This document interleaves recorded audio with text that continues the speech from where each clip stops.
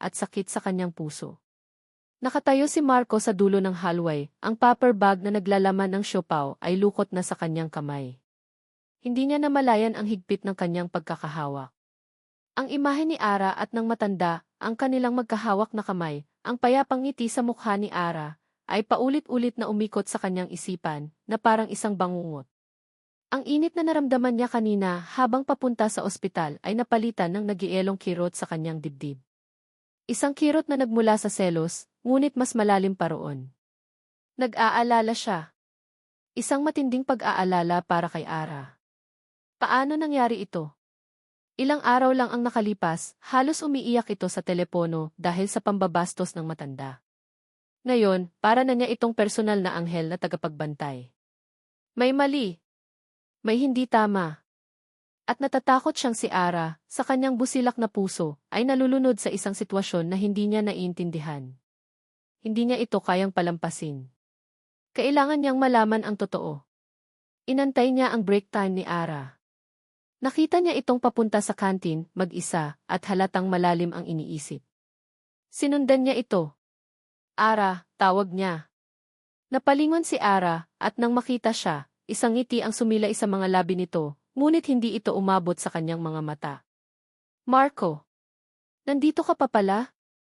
Hindi ako umalis, diretsong sabi ni Marco. Umupo siya sa tapat nito. Kailangan nating mag-usap. Naramdaman ni Ara ang tensyon sa boses nito. Tungkol saan?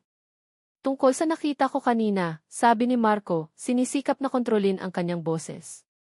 Ano iyon, Ara? Anong ibig sabihin ng lahat ng iyon? Akala ko ba ayaw mo sa kanya? Napayuko si Ara, umiiwas sa tingin ni Marco. Nagbago na siya, Marco. Hindi na siya katulad ng dati. Nagbago? O nagbago ka, giit ni Marco. Ara, hawak mo ang kamay niya habang natutulog siya. Parang hindi lang ito trabaho para sa'yo. Hindi mo kasi naiintindihan, mahinang sagot ni Ara, ang boses ay may bahid ng depensa. Kung ganoon, ipaintindi mo sa akin, sabi ni Marco, bahagyang tumaas ang boses, dahilan para mapatingin ang ilang tao sa paligid. Dahil ang nakikita ko, ginagamit ka lang ng matandang yun. Niloloko ka niya, Ara, at ikaw naman, sa sobrang bait mo, nagpapaloko ka. Hindi totoo yan, sagot ni Ara, naramdaman ang sakit sa mga salita ni Marco. Marami siyang pinagdadaanan. Malungkot siya. Kailangan niya ng karamay. Karamay? O kailangan niya ng isang batang babae na madaling manipulahin, gumanti si Marco. Gumising ka, Ara. Nurse ka, hindi tagapagligtas. May mga rules. May mga hangganan. At matagal mo nang tinawid ang mga iyon. Tumayo si Ara, nanginginig ang mga kamay. Kung nandito ka lang para husgahan ako, mabuti pang umalis ka na lang. Umalis? Ara, nag-aalala lang ako sa'yo. Hindi yan pag-aalala, Marco. Pagkokontrol yan. Tumalikod si Ara at mabilis na naglakad palayo. Iniwan si Marco na nakatulala sa kantin, ang puso ay puno ng galit at pagkabigo. Habang pabalik si Ara sa kanyang station, ang mga salita ni Marco ay tumatatak sa kanyang isipan. Nasasaktan siya. Bakit hindi maintindihan ni Marco? Ngunit sa isang sulok ng kanyang puso, alam niyang may katwiran ito. Tinawid niya ang linya. At may nakapansin na.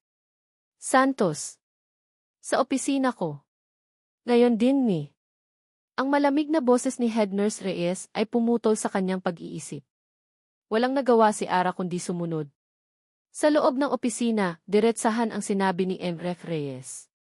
Napapansin ko ang sobrang pagiging malapit mo sa pasyente sa room 302.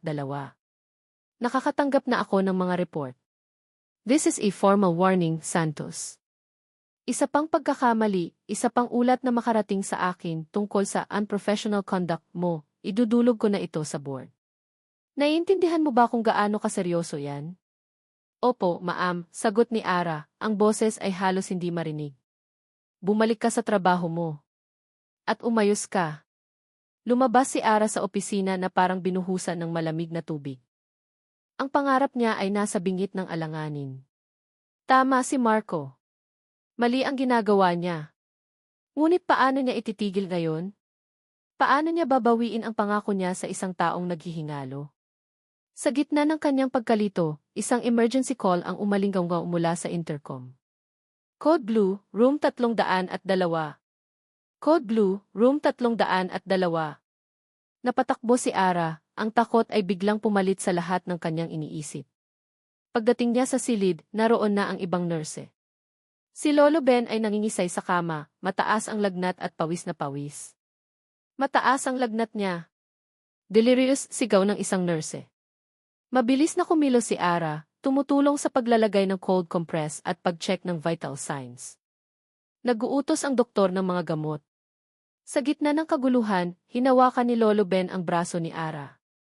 Mahigpit. Ang mga mata nito ay nakadilat ngunit hindi siya nakikita. Tila may ibang tao itong tinitingnan sa kawalan. Rosario D. Narinig ni Ara ang pangalan, ngunit binaliwala niya ito, iniisip na bahagi lang iyon ng pagkadelirious nito. Rosario. Patawarin mo ako. Nanginig ang boses ng matanda, puno ng pagsisisi at sakit. Patawarin mo ako. Rosario D. Napahinto si Ara sa kanyang ginagawa. Ang pangalan ay umalinggaw sa kanyang tainga. Rosario. Hindi Angela. Hindi pangalan ng asawa nitong namatay na hindi man lang nito nabanggit ang pangalan. Isang bagong pangalan. Isang pangalan na binigkas ng may kasamang matinding pighati. Sino si Rosario? Matapos ma-stabilize si Lolo Ben, ang pangalang Rosario ay nanatiling nakatatak sa isipan ni Ara.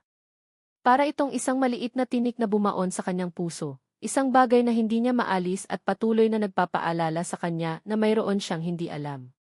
Kinabukasan, ang pag-aalaga niya kay Lolo Ben ay may kasama ng bigat. Ang bawat ngiti, bawat pagtawag nito sa kanyang Angela, ay may kasamang tanong sa isip ni Ara. Sino si Rosario? Bakit hindi niya ito nababanggit? Ang mga maliliit na inkonsistency sa kwento ni Lolo Ben, ang lugar kung saan sila nagkakilala ng asawa niya, ang mga petsa na tila nagbabago, ay nagsimulang maging malalaking butas sa kanyang isipan. Ang pagdududa, na minsan niyang iwinaksi, ay ngayon isang maliit na apoy na unti-unting lumalaki. Hindi niya na matiis. Kailangan niyang malaman. Sa kanyang lunch break, sa halip na kumain, nagpunta siya sa isang sulok ng ospital kung saan malakas ang signal ng internet.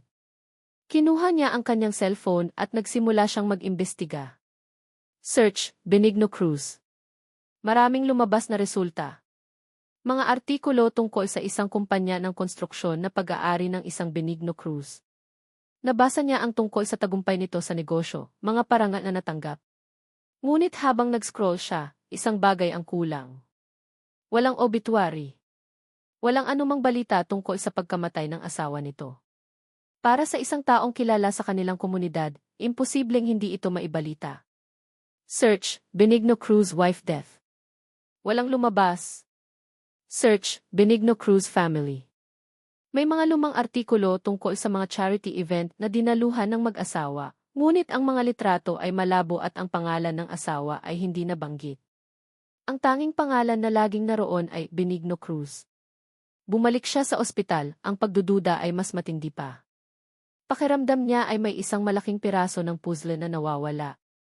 Naalala niya ang sinabi ni Marco. Niloloko ka niya, Ara.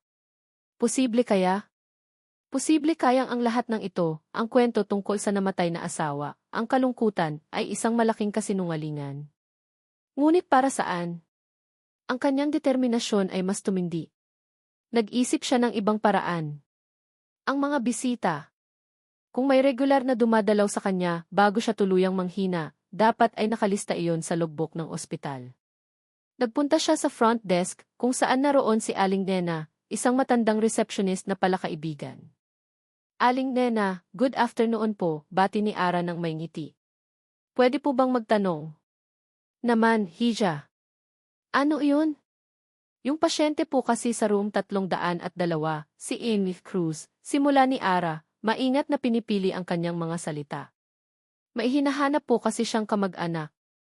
Baka daw po dumalaw sa kanya noong mga nakaraang linggo. Pwede ko po bang masilip saglit yung visitor's logbook? Baka sakaling mahanap ko yung pangalan.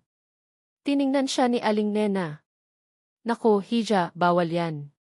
Confidential yan, alam mo naman. Sandali lang po talaga, Aling Nena, pakiusap ni Ara. Para po sa pasyente. Kawawa naman po, mukhang nami-miss na niya yung pamilya niya. Dahil sa awa at sa pagkakakilala kay Ara bilang isang mabait na nurse, bumigay si Aling Nena. O sige na nga. Pero bilisan mo lang ha, bago pa may makakita sa atin. Mabilis na ibinigay ni Aling Nena ang makapal na logbook. Agad na hinanap ni Ara ang mga petsa ng mga nakaraang linggo, ang mga pangalan ng bisita para sa room 302. Karamihan ay blanko. Ngunit may isang pangalan na paulit-ulit na lumitaw, halos 2 beses sa isang linggo. David. Walang ibang detalye maliban sa isang numero ng telepono at isang address. Kinabahan si Ara. Kinuhanan niya ito ng litrato gamit ang kanyang cellphone. Salamat po, Aling Nena. Malaking tulong po ito, sabi ni Ara bago mabilis na umalis. Bumalik siya sa isang tahimik na sulok. Tinitigan niya ang numero sa kanyang cellphone. Ang kanyang puso ay kumakabog ng malakas. Ito na ayun. Ang sagot sa kanyang mga tanong ay nasa dulo ng linyang ito. Huminga siya ng malalim at pinindot ang call button. Nagring ito ng 3 beses bago may sumagot. Isang boses ng babae, propesyonal at kalmado. Good afternoon, na to Helena Nursing Home. How may I help you? Nanlamig ang buong katawan ni Ara. Ang mga salitang Key Nursing Home ay umalinggaw sa kanyang tainga. Isang lugar para sa mga matatanda. Isang lugar kung saan inaalagaan ang mga hindi na kayang alagaan sa bahay. Pinilit niyang magsalita, ang boses ay nanginginig. Hello. Pwede po bang magtanong kung may residente po kayo dyan na nagngangalang Rosario Cruz? Narinig niya ang pag-type sa keyboard sa kabilang linya. Pagkatapos ng ilang sandali, sumagot ang babae. Opo, ma'am. Si Imbrek Rosario Cruz po ay residente namin. Ano po ang maitutulong ko sa inyo? Parang nabasag ang mundo ni Ara sa mga salitang iyon. Opo, ma'am. Si Imbrek Rosario Cruz po ay residente namin. Nabitawan niya ang cellphone, ngunit nasalo niya ito bago pa man bumagsak. Ang kanyang mga daliri ay nanlamig, nanginginig. Ang boses sa kabilang linya ay nagtatanong pa, hello. Ma'am, nariyan pa po ba kayo? Sige po salamat, nagawa niyang isagot, ang boses ay parang hindi sa kanya. Nagkamali lang po ng tawag. Sorry po. Mabilis niyang pinatay ang tawag. Napasandal siya sa malamig na pader ng hallway, sinisikap na habulin ang kanyang hininga. Buhay siya. Buhay ang asawa niya. Ang buong kwento, ang pista sa bawaan, ang pulang bestida, ang biglaang pagkamatay dahil sa sakit sa puso, lahat ng iyon ay isang malaking kasinungalingan. Isang nag-aapoy na galit ang umakyat mula sa kanyang sikmura, patungo sa kanyang dibdib. Naramdaman niya ang pag-init ng kanyang mga pisngi. Ang awa, ang pag-unawa, ang lahat ng emosyon na ibinuhos niya para sa matanda ay biglang naging abo. Nagsimula siyang maglakad pabalik sa ward, ngunit ang bawat hakbang ay mabigat. Ang bawat pamilyar na tunog ng ospital, ang pag-uusap ng mga tao, ang mga gulong ng stretcher, ang mahinang tawag mula sa mga kwarto, ay tila isang insulto sa kanyang katangahan. Niloloko ka niya, Ara. Ginagamit ka lang niya. Ang mga salita ni Marco ay umalinggaw sa kanyang isipan, paulit-ulit, na parang isang hatol. Tama siya. Tama si Marco mula pa sa simula. At siya, sa kanyang kagustuhang tumulong at umunawa, ay nagpakatanga. Naalala niya ang sarili niyang pagganap bilang si Angela. Ang pagtawag niya ng Lolo. Ang pagbabasa niya ng libro. Ang paghawak niya sa kamay nito. Isang mapait na ngiti ang sumilay sa kanyang mga labi. Ginawa niya ang lahat ng iyon para sa isang taong niloloko lang pala siya. Isang taong ginamit ang alaala ng patay nitong apo para makuha ang kanyang simpatsya. Pinaniwala niyo ako sa lahat. Sigaw niya sa kanyang isipan. Sa wakas, narating niya ang room 302. Huminto siya sa labas ng pinto, kinakalma ang sarili. Ang galit niya ay kasing init ng apoy, ngunit alam niyang kailangan niyang maging propesyonal.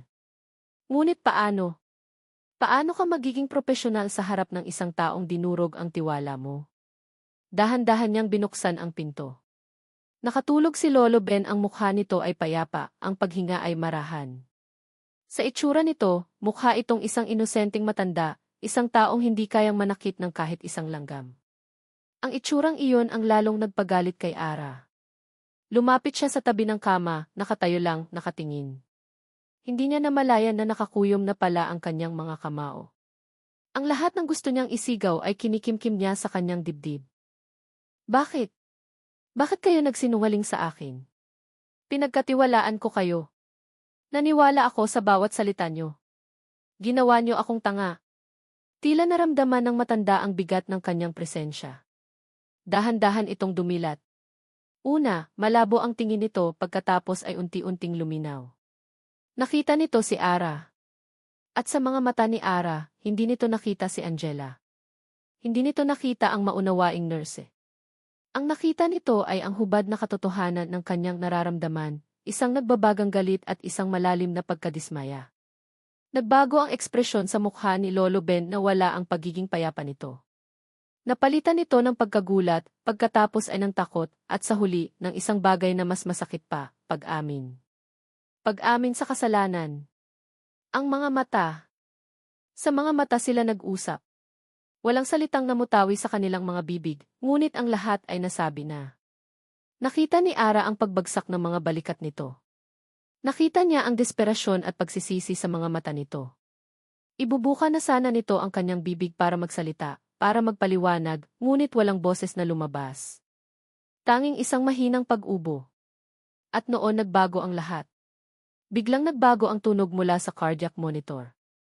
Ang regular na beep-beep-beep ay biglang bumagal. Naging mas mahaba ang pagitan. Beep. Beep.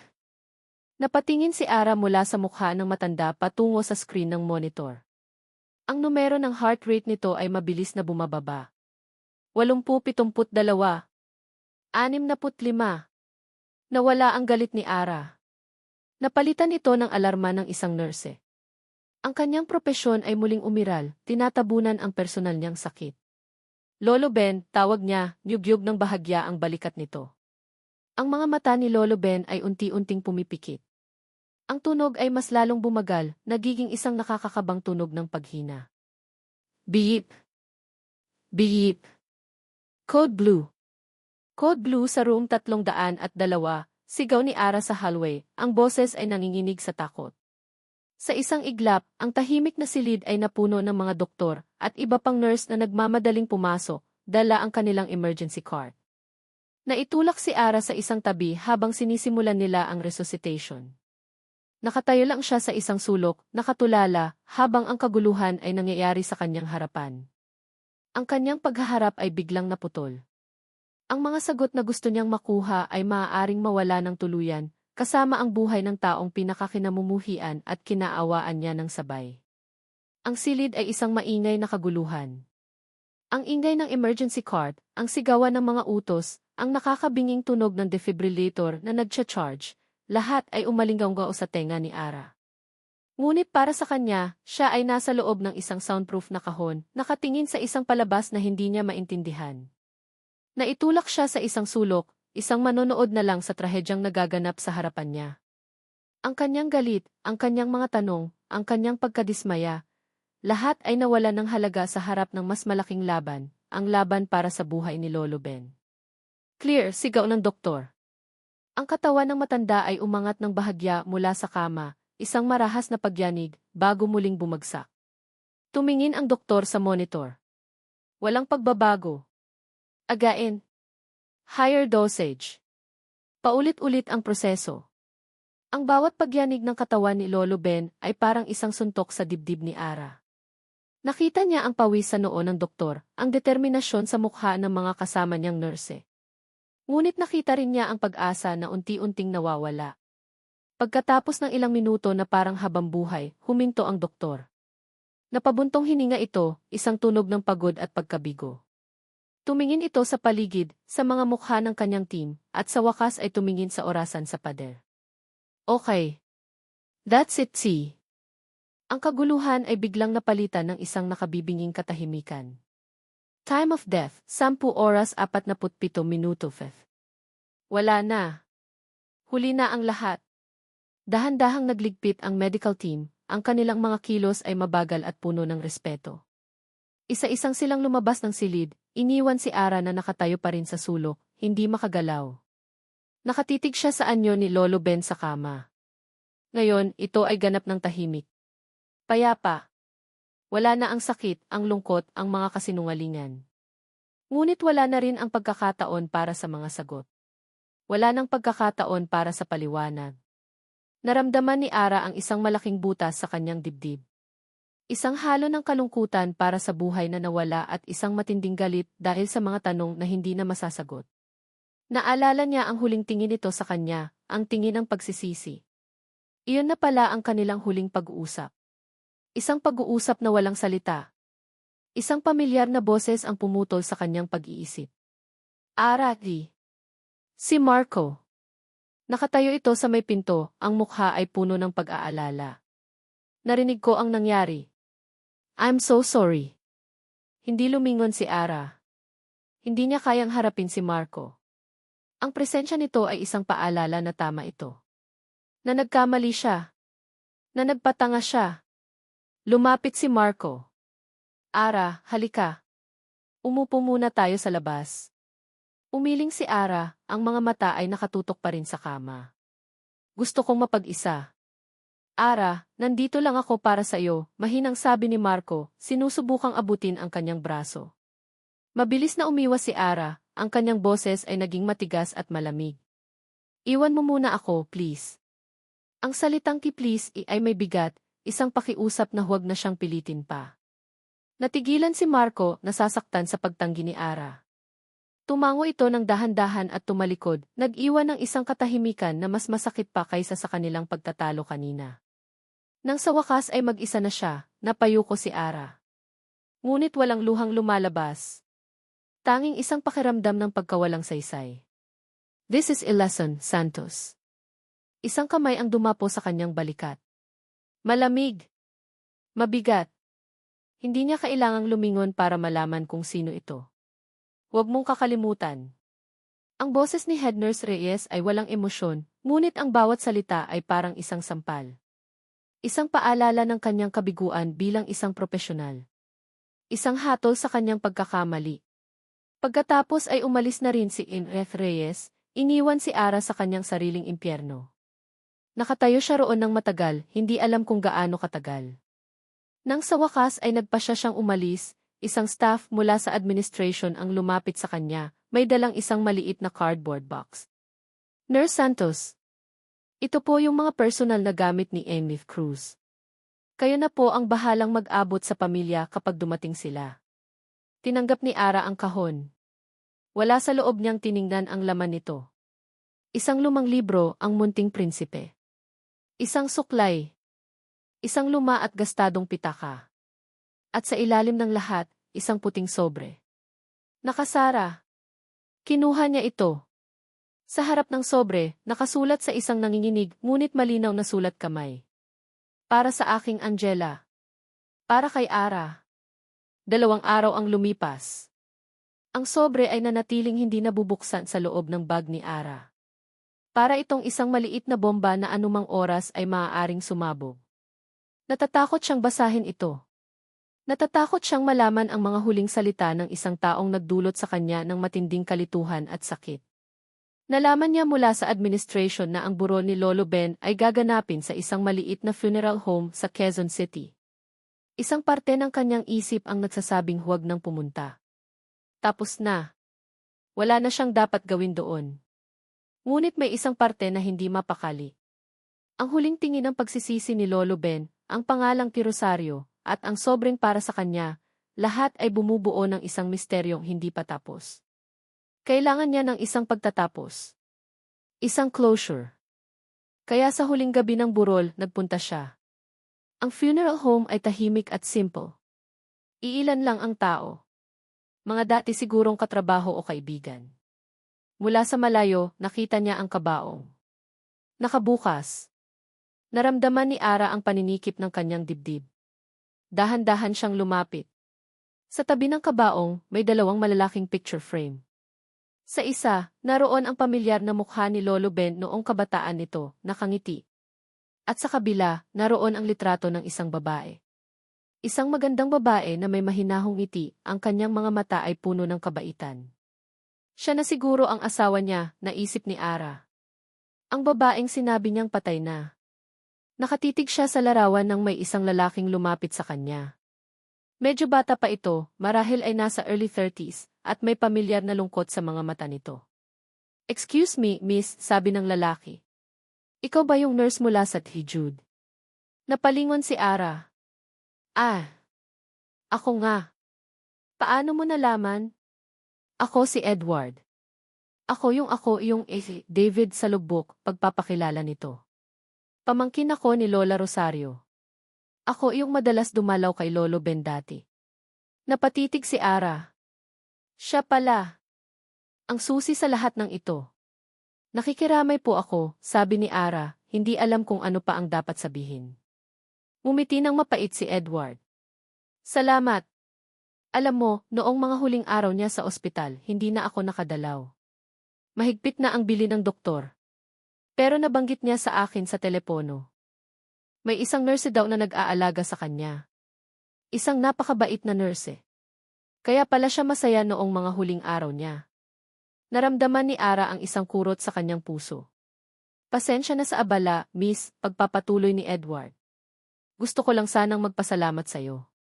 Alam kong hindi naging madali ang pag-aalaga sa kanya. Mahirap siyang tao, lalo na nitong mga huling taon." "Bakit po?" Hindi napigilan ni Ara ang magtanong.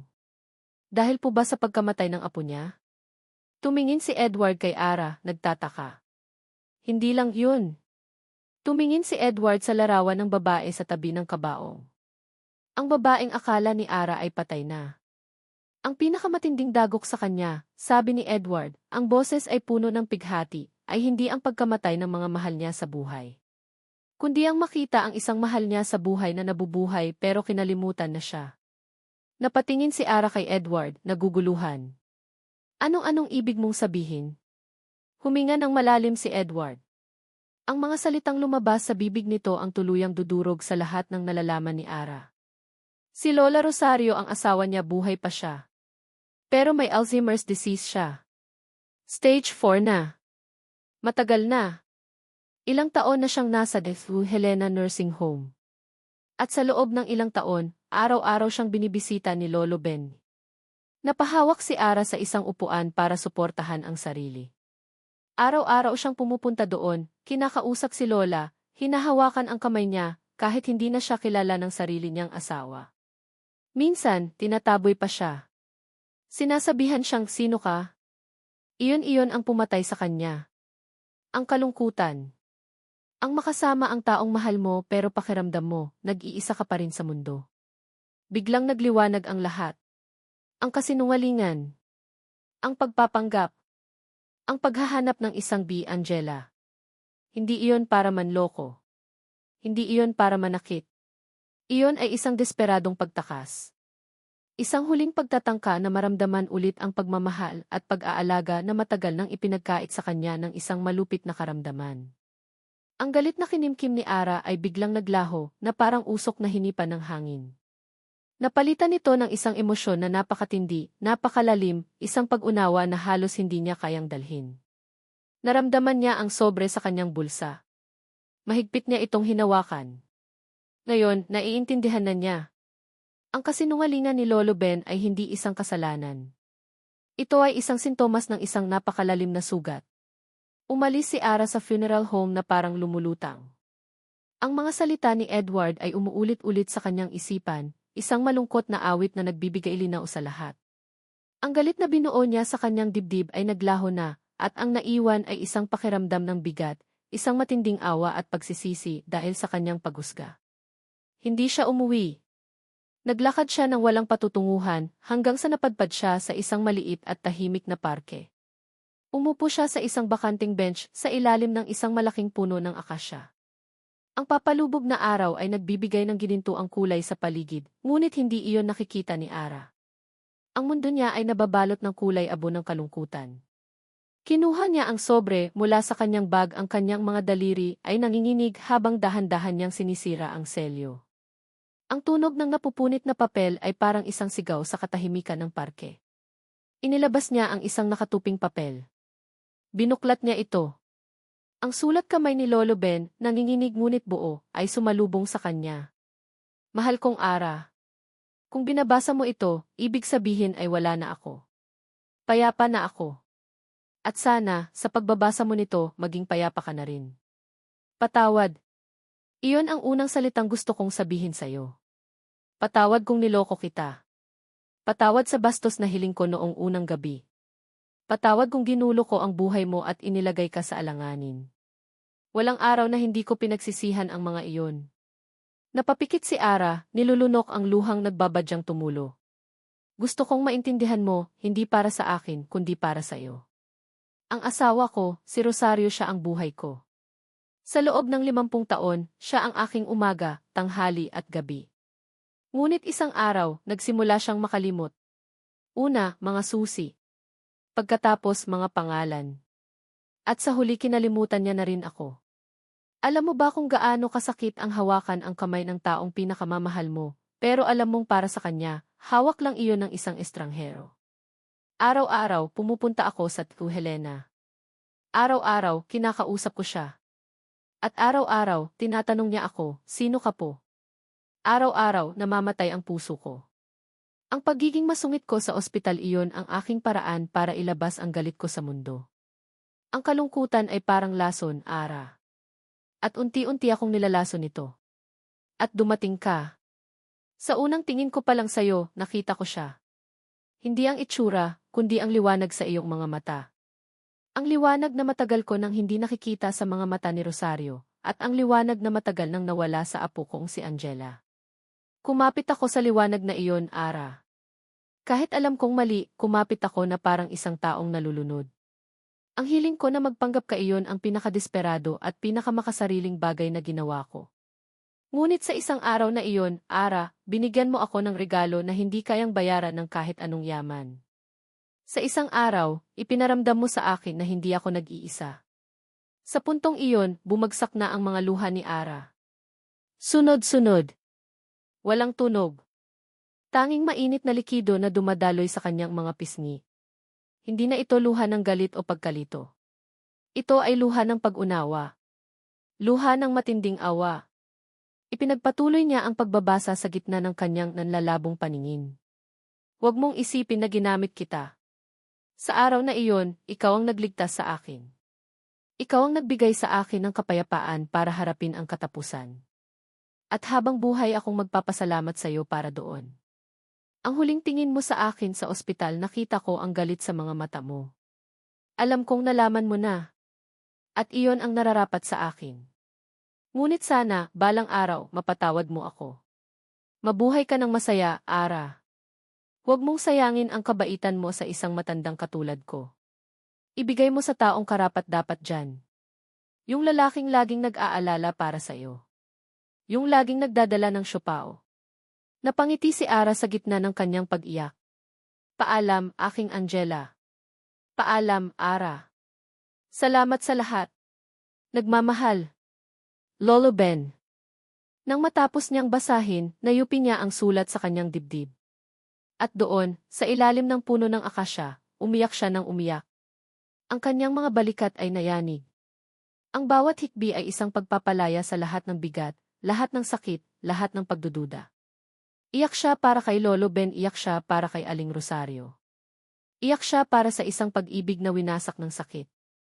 Hindi niya namalayan na may isang taong tahimik na lumapit at umupo sa kabilang dulo ng bench. Hindi ito nagsalita. Hindi ito nagtanong. Naramdaman lang niya ang isang panyo na dahan-dahang iniabot sa kanya. Tumingala si Ara, ang kanyang mga mata ay namamaga at pula. Nakita niya si Marco. Ang mukha nito ay puno ng pag-aalala, ngunit wala na ang paghusga. Tanging isang tahimik na pag-aalay ng suporta. Kinuha ni Ara ang panyo at pinunasan ang kanyang mga luha. Tinitigan niya si Marco at sa unang pagkakataon sa loob ng maraming araw, isang maliit at nanginginig na ngiti ang sumilay sa kanyang mga labi. Isang ngiting nagsasabing, salamat at nandyan ka. Lumipas ang ilang linggo. Ang bigat sa dibdib ni Ara ay unti-unting gumaan na parang isang ulap na dahan-dahang hinipan ng hangin, nag-iwan ng isang kalmadong kalangitan. Ang sulat ni Lolo Ben ay nakatago na sa isang maliit na kahon, kasama ang litrato ni Angela at ang alaala ng isang aral na hinding-hindi niya malilimutan. Hindi na siya galit. Wala nang pagsisisi. Ang naiwan na lang ay isang malalim na pag-unawa sa komplikadong kalikasan ng pag-ibig, pagkawala at pagpapatawad. Isang hapon, pagkatapos ng kanyang shift, nagkita sila ni Marco sa labas ng ospital. Sa mga nagdaang linggo, si Marco ay naging kanyang anino, isang tahimik na presensya na laging nariyan, hindi nagtatanong, hindi nanghusga, nag-aalok lang ng balikat na masasandalan at siopao na makakain. May gusto sana akong puntahan, sabi ni Ara, ang boses ay kalmado. Gusto mo bang sumama? Ngumiti si Marco. Kahit saan pa yan. Ang biyahe ay tahimik, ngunit komportable. Dinala sila ng daan sa tapat ng isang malinis at payapang gusali. Ito Helena Nursing Home. Tumingin si Marco kay Ara, nagtataka ngunit hindi nagsasalita. Gusto ko lang siyang makita, mahinang sabi ni Ara. Pumasok sila sa loob. Ang amoy ay hindi antiseptic tulad ng sa ospital, kundi amoy ng bulaklak at bagong labang damit. Sinalubong sila ng isang nurse. Pagkatapos ipaliwanag ni Ara na kaibigan siya ng pamilya Cruz, dinala sila nito sa isang hardin sa likod. At doon, nakaupo sa isang wheelchair sa ilalim ng araw, naroon si Aling Rosario. Nakasuot ito ng isang simpleng bestida at may maliit na kumot sa kanyang mga binti. Nakatingin ito sa malayo, sa mga bulaklak, ang kanyang mga mata ay blanko, ngunit ang mukha ay payapa. Ang ganda na nakita ni Ara sa lumang litrato ay naroon pa rin, nakatago sa ilalim ng mga guhit ng panahon at karamdaman. Dahan-dahang lumapit si Ara. Aling Rosario. Lumingon ang matanda, tinitigan siya, ngunit walang pagkilala sa mga mata nito. Ngumiti lang ito, isang matamis ngunit walang kahulugang ngiti. Naupo si Ara sa tabi nito. Hindi niya alam kung ano ang sasabihin. Kaya ikinuwento na lang niya. Alam niyo po, nakilala ko ang asawa ninyo, si Lolo Ben, simula niya. Isang napakabuting tao po. At mahal na mahal po niya kayo. Araw-araw kayo po ang bukang bibig niya. Kinuwento niya kung paano nito inilarawan ang kanilang pagkikita sa pista, ang harana, ang kanilang pagmamahalan. Habang nagsasalita siya, parang naririnig niya ang boses ni Lolo Ben, at sa pagkakataong ito, walang bahid ng kasinungalingan. Ito ang kwento ng pag-ibig nito at binibigyan niya ito ng boses. Hindi umimik si Aling Rosario. Ngunit sa isang sandali, tumingin ito kay Ara at hinawakan ang kanyang kamay. Ang paghawak nito ay magaan, ngunit para kay Ara, ito ay may bigat ng isang buong buhay ng pagmamahalan. Sa sandaling iyon, naramdaman ni Ara ang isang pagtatapos. Isang closure. Isang kapayapaan na matagal na niyang hinahanap. Nakatayo lang sa di kalayuan si Marco, pinagmamasdan ang lahat. Nakita niya ang pagbabago kay Ara, ang pagiging mature, ang paghilom. At napuno ng paghanga ang kanyang puso. Nang paalis na sila, habang naglalakad sa hallway, hindi napigilan ni Ara na magsalita. Marco, sorry sa lahat. Sa pagtulak ko sa'yo palayo. Umiling si Marco. Wala ayun. Naiintindihan ko. At kasalanan ko rin. Masyado akong naging mapanghusga. Huminto sila sa tapat ng sasakyan. Ang hangin ay sariwa. Ang langit ay malawak.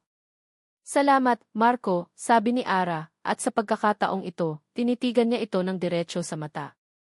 Salamat sa pag-intindi. Salamat sa pag-aantay.